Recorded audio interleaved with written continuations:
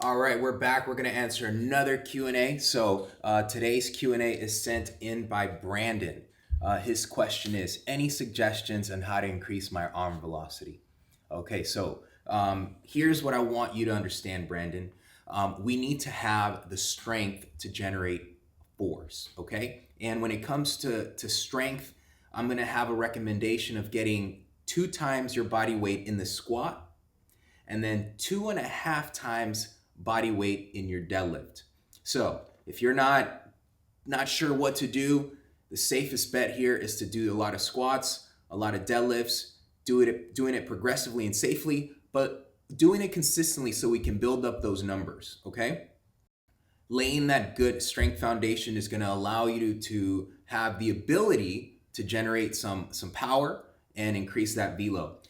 Now, specifically to throwing, all right, here's what I'm going to recommend. And this is based off university research. There was a study done, and there was a high correlation between throwing velocity and lateral jumps. And so, if you have the ability to generate force in the lateral, it's called the frontal plane, in the lateral movement, so moving left to right.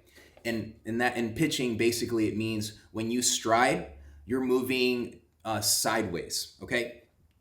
In the simplest terms, you're moving sideways, and so that's the frontal plane. And so what the study says is that your ability to generate force, as it gets better in that frontal plane, you're going to have a better ability to throw harder. Okay, so I'm going to recommend lateral skaters and lateral jumps. Okay, and that's going to address specifically this ability to generate power in that side to side frontal plane. So we need to get stronger overall. We need to build a good base, and then we're gonna need to get strong in that frontal plane. Just moving left to right, that same exact plane. So make sure, the last thing I want to share is you want to make sure your pitching mechanics are efficient. Okay, there's nothing that can make up for bad mechanics. Okay, and actually you'll run into the risk of injury if you have very bad mechanics, but you're generating tons of force, tons of torque through your elbow and your shoulder. So you want to make sure your pitching mechanics are efficient. Make sure you find a local pitching coach that you trust to make sure you're doing that correctly.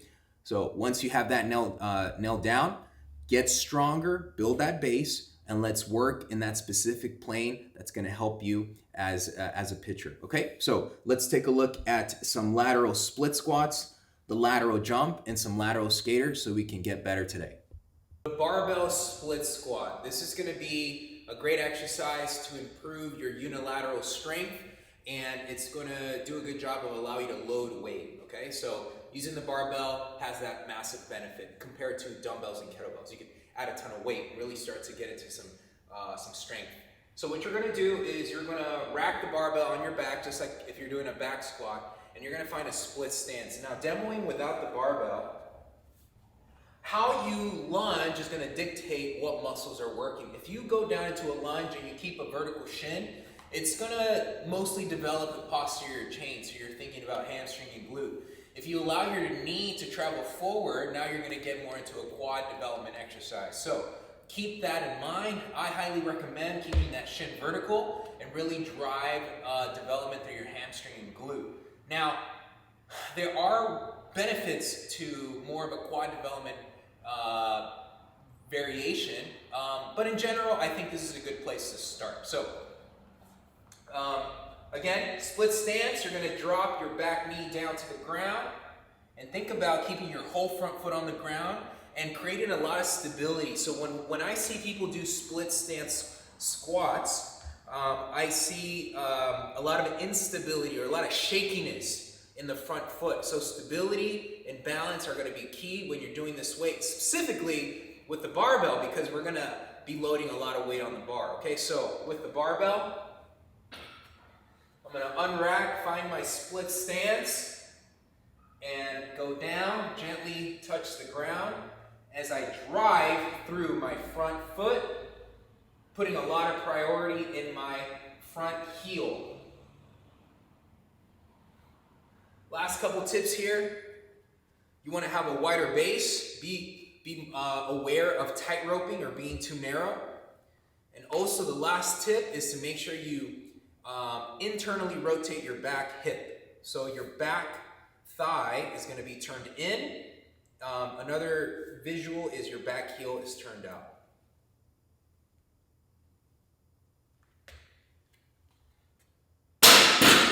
The lateral jump. So this is going to work on generating lateral movement, lateral power, and explosiveness. So you're going to start with both feet underneath you, and you're going to slightly start with a shift. You're going to slightly shift your weight, which mostly is around your pelvis, in the direction in which you're going to jump. And again, you want to focus on good landing mechanics. You're going to absorb the landing, hinging slightly, absorbing, and making sure you land in a good position. So it's going to look like this.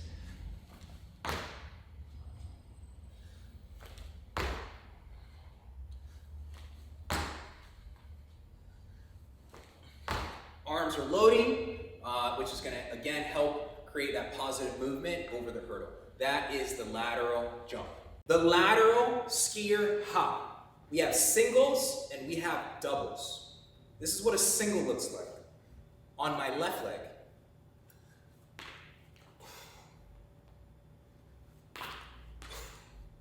So, single leg, going to my left. I would do the same thing going to my right. But the goal here is doing a single, really emphasizing one side and checking in on your ability of that side to store, manage, and reuse that force. So how do we do this correctly? Well, one, we need to make sure that we're going laterally. You want to be able to stay on the same line that crosses both your toes. So if I'm facing you guys, if I push off, I want to make sure that I am landing on the same line when I do my lateral skier hops. I don't want to be going forward because it changes the angle of my leg. Or going backward. Chances are my foot's going to open up. I'm going to go through external rotation, landing with my foot to the, or landing with my toes facing out, which is kind of, it changes everything, and it could potentially put my body at risk, specifically my knee. So, doing singles is the best way to get this thing started. So again, you want to stay on the same line. The next thing you want to focus on is you get full ground support. Basically, your whole foot stays, or at least lands on the ground, okay?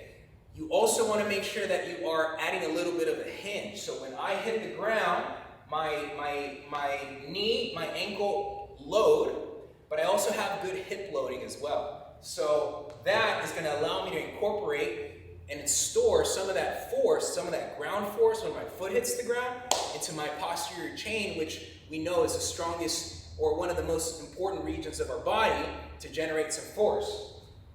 So I load, push off, load, push off.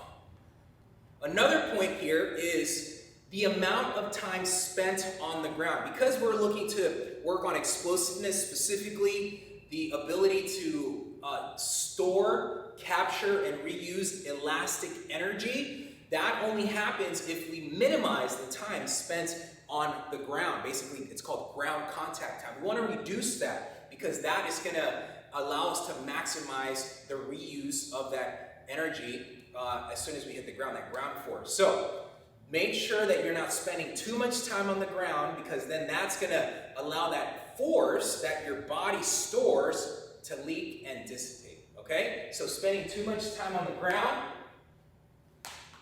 basically makes that force, that ground force, go away. So again, spend as little time on the ground as possible as you go through your lateral skier hop. So we did singles there.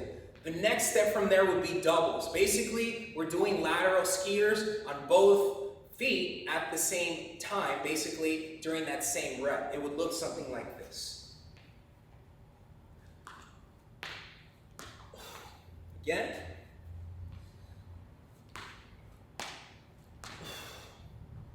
So 2 reps. Both legs get a rep in. That is going to be key to making sure that we're improving and slowly progressing this lateral skier hop. The big key here is landing mechanic. Again, I can't stress that enough. We want to make sure we're landing in a good position where we're landing on whole foot. There is a slight hinge, and we're able to absorb, or at least capture, some of that landing positioning that we love to see, which is a whole foot on the ground, hips are being able to hinge, and there is some loading of the ankle. So that is going to be key to this lateral skier hop. Again, practice singles on both sides.